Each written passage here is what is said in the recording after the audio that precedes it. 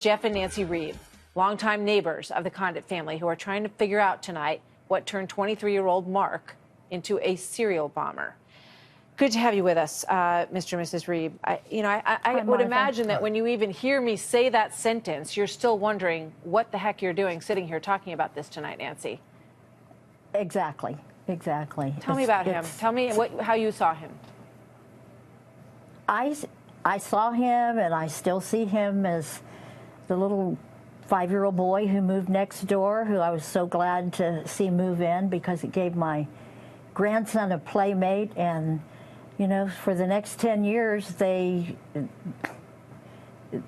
Mark, his little sister, and my grandson, just had an ideal time together growing up. Jeff, what can you tell us about the family and what they're going through now?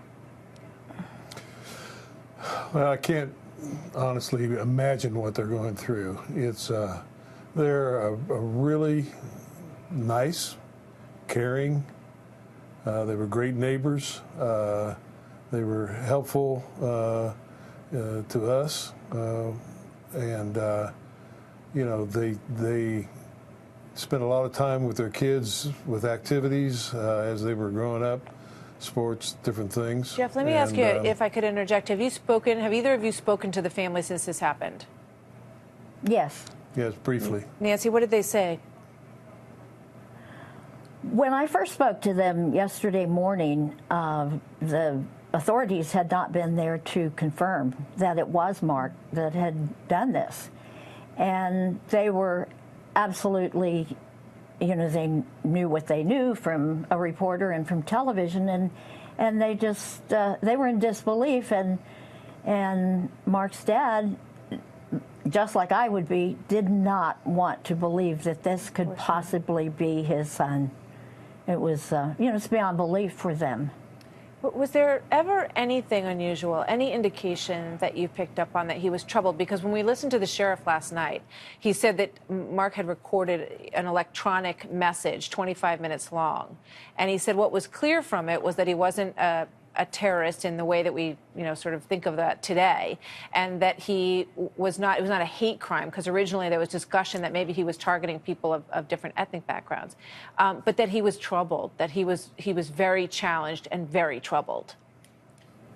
Well, I could definitely say they are not a racist family, so I don't think anything was racially motivated. Mm-hmm. And as far as any signs, you know, he was a quiet kid, very, very smart, intelligent, and just, you know, they just did the normal things kids do. They built tree houses, they built forts, they played on the playscape. They were always outside, and the Conditts are everything you'd want in a parent. You know, you hear, like, kids, these violent movies and violent games. Those kids didn't grow up with that. He was homeschooled, correct? Yes. But you said that he made an effort they made an effort to make sure that he was socializing with other kids, right? Oh, absolutely. They were part of a homeschool community, and they had, you know, like baseball teams, and once they were in the upper grades, like, you know, as a senior, they had proms. Right. And all seems so normal. So he was socialized. Yeah. Jeff, is there anything when you look back you think, anything that crops up in your mind as maybe some indication that something wasn't right? You know, I've had some time to think about it, and absolutely nothing comes to mind.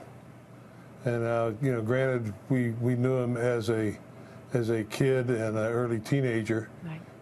Not so much as after he got out of high school. Yeah, along the way, I'm sure. Yeah.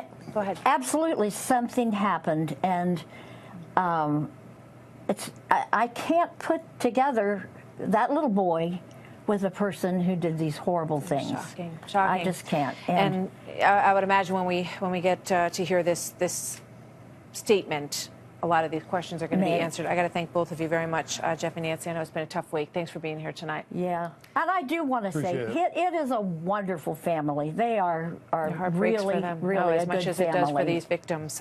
They're all going through a horrific time. I'm so sorry for the Thank victims. you. Thank you so much. Good to talk to both of you tonight.